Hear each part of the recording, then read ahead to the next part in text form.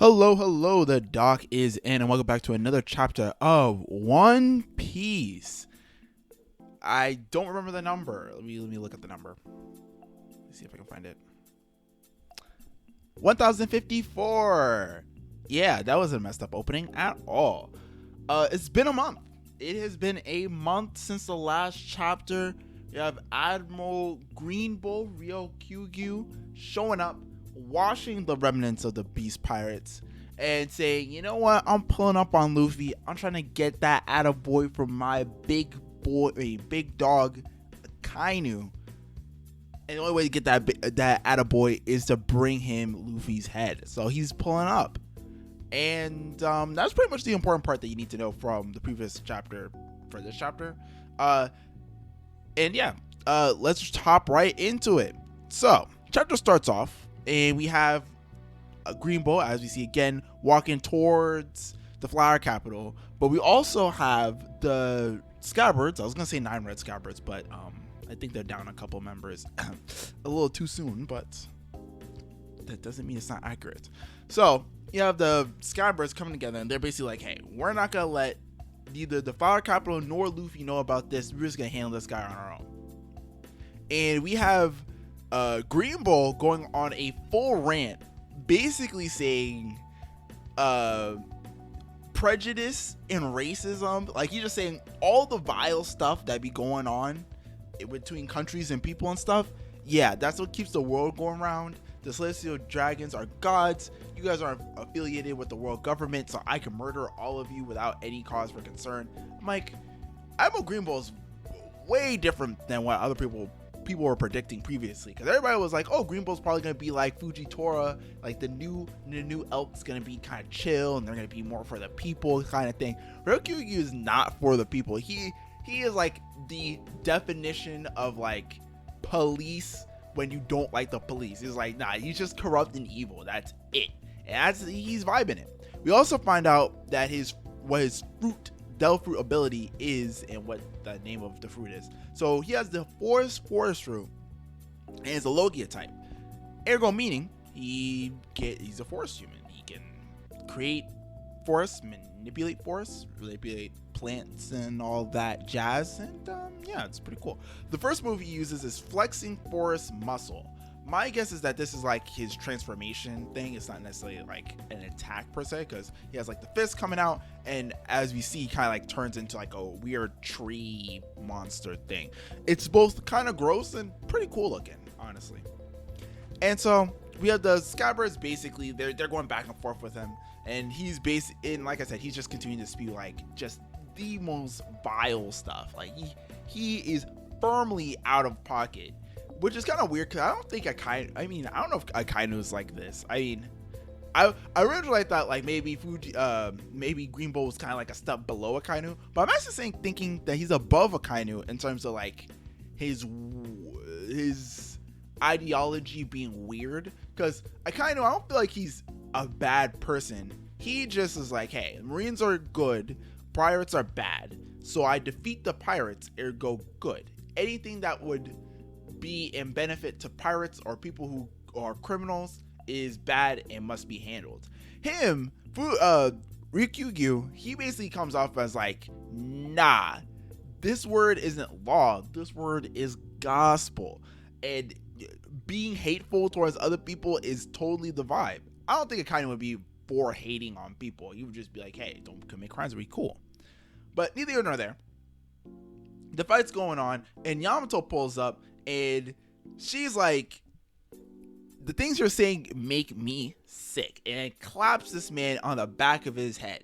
It seems like she actually knocks over his tree form or whatever, and Ryokugyu, he takes the hit. He's like, got some strong hockey on you, but he does not back down. He's like, hey, I'm here for the violence. Let's keep it going, all right? And so at this point, Monosuke in his dragon form pulls up, and he's like, you know what? I'm gonna shoot me a blast breath. He opens his maw, he let the light shine in, and puff, nothing. He even had Ryokugyu dodging out of the way. He got his whole tree body bent in weird ways. I'm just like, I know I was disappointed. That was anticlimactic as heck. It's like, went through all the trouble, came in, cool entrance and everything, and then nothing. And so from there, Momonosuke then decides to default, and he's just like, all right, well, my range attack didn't work, melee. And he then proceeds to start biting Ryokugyu. And Ryokugyu is kind of analyzing the situation. She's like, a pink dragon? Didn't hear about this before. Interesting.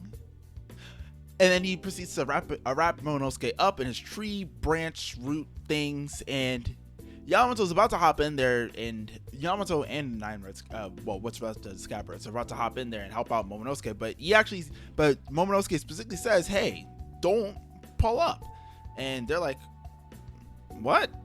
But we don't get any elaboration on that, like what's going on with that. We just switch over, and we have Shanks. Shanks is in the building. Basically, we're on the ship, and as hype as it is to see Shanks, we don't get too much. All right, so it starts off with basically everybody who knows Luffy and everything was there when Luffy got his fruit and everything and whatnot. Promise was made, blah blah blah blah. They're like, Luffy's a great pirate now. He is a Yonko. He's the same rank as us. Even if you feel like he's still below Shanks or not, he's on the same rank as Shanks. It would be only fair to say at this point he has to be a great pirate. And so everybody's like, okay, we're gonna meet him. We got Yasopp basically being like, I don't know if I'm ready to meet Usopp yet, and whatever. Everybody seems pretty hype about being Luffy, right? And you have Shanks looking at his wanted poster and then thinking back and seeing the backstory of like getting the fruit and then meeting Luffy and everything that happened there.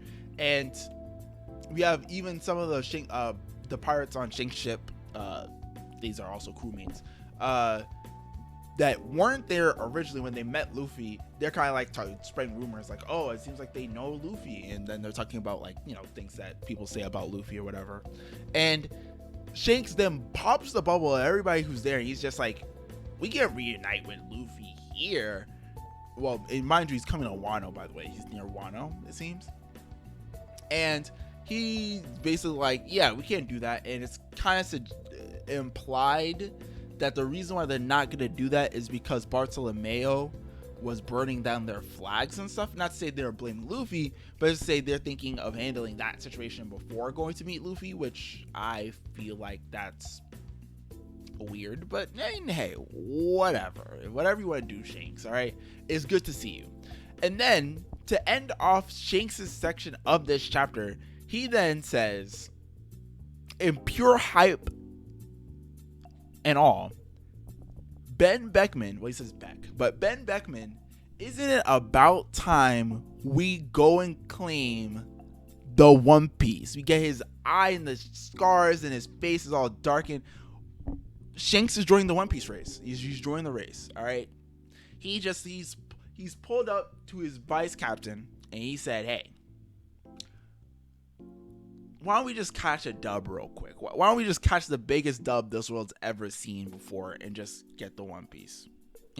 We've been letting these upstarts get built up long enough. It's about time we just go ahead and grab it. And the section's over. And now we're in Marine HQ. And we had the last conversation where we find out what's going on with Sabo. Apparently, Cobra Nefertari is dead. Vivi is gone, and we have Akainu and two other I assume they're vice admirals, two other important Navy officers he's talking to, and they're discussing these events and like what they're gonna do about this stuff. And basically the gist of it is Sabo allegedly killed King Cobra, right? Vivi around the same time went missing. It seems Sabo and the gang were able to not only save Kuma as in get him out of the Holy Land of Marujua, not necessarily like make him normal again, but they were able to get him and get out of there while fighting the admirals. One of the officers that Akainu was talking to does mention that, because they're in the Holy Land, maybe they were limited in terms of how much power they could use. I don't know if that means that there's like something special about Marujua where you can't use your Devil Fruit powers very well, or that they're just referring to the idea that like, this is your place to protect. You can't like be going crazy on here, which is probably the second one. You may definitely make a very reasonable and hard to debate against case with the second one, but just of it is, the Revolutionary Army took a huge W. Akainu was not feeling it, but he also doesn't have troops available to be sent to handle the Revolutionary Army at this time, and they aren't fully aware what happened with Vivi and Cobra. They're just aware that things did happen. It also seems that one of the celestial dragons, the one that went to Fishman Island like in a flashback and then came out, and then now he's like a nice guy. I believe he saved Shirahoshi from being like grabbed by one of the other celestial dragons and stuff. Apparently there was an attempt on his life, but hey, I'm not gonna deep it because honestly I didn't understand that line too well. But and then once we get that whole brief, which I'll touch on part of that in a second, but then they go further and they're basically like, hey, Sabo is being called the Flame Emperor. He's being revered like a god in these rebelling countries that are rebelling against the world government and / their kings and whatnot. And yeah, so it seems not only is Sabo not dead, but his clout level has jumped tremendously after this little excursion on Marijua. And the chapter basically ends out with Akainu being like, yeah, it seems like everybody is trying to act out during my term of service. Like if he was the president, he's like, my term, everybody, all my enemies want to start acting up. I bet I ain't no pussy. And so he's like, if they want to strike against us, oh, bet it. We'll strike back and harder. And that is the end of the chapter. No break. Next chapter been a hit.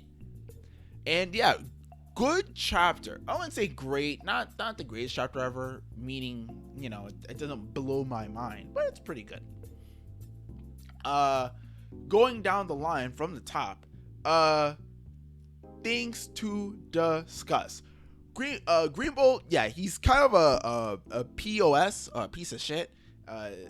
There is no real it doesn't seem like he's chill or anything. He seems like he's actually just a celestial dragon dick rider / just general dickhead. And we have Momonosuke seeming like he plans on, I'm not exactly sure what he plans on doing exactly, but he's planning on doing something to Greenbolt to make him not, you know, kill them or whatever. So we'll see what happens with that. Shanks, while a great addition to the chapter, very hype. On the other hand, I'm like, Shanks, why just go meet Luffy? Why? He's a Yonko. Waste. But nonetheless, it seems that Shanks plans on vying for the One Piece now, right? It was a lot of times theorized that Shanks was not going to participate in that, and he was kind of just going to vibe out, helping Luffy. Nope, he's in the running. Apparently, he's the enemy of the Straw Hats at this time, or at least to a certain degree. Maybe like a rival would be more accurate statement. But yeah, very interesting. It seems like Bartolomeo is going to get his ass kicked by a Yonko, and yeah, that section is also pretty good. This last section is where things get interesting in terms of discussion. Cobra and Vivi. It is my personal theory that Sabo didn't actually kill King Cobra. And what likely happened was that Vivi was being captured. King Cobra maybe tried to stop whoever was capturing her, and or saw what was going on, and so to get rid of a witness, killed him. Then blamed it on Sabo because Sabo and the Revolutionary Army was there anyway, and obviously is very hard to explain why one of the kings of one of the countries you invited to Marijua died, and his daughter is gone if you don't involve anyone else. It just looks hella weird. So they blamed it on the Revolutionary Army. Smart move, but that does lead me to believe that Emu is making their move. It was shown on the different one to posters, that's just general pictures, that Viu was one of the people who were in the line of sights of Imu. So what likely happened was that she was captured and King Cobra was killed. Sabo is being framed for the incident, and the Marines are none the wiser because the world government, and by especially Imu, is very separate from the rest of the overall world government. You follow? And so yeah, that's pretty much it for the chapter. Everything else par for the course, but very enjoyable par for the course. With that being said, if you like the video, leave a like. If you dislike the video, leave a dislike. Comment on what your thoughts are about this chapter. What would you rate this chapter? What part of this chapter was the most interesting to you, and what do you think about the future of the manga based on the events of this chapter? If you want to see more content like this every week, there is a One Piece chapter / One Piece discussions if I ever get around to them. Feel free to subscribe, ring the notification bell, and all that extra stuff. With that all being said, thank you for watching the video, and the doc is out. Peace.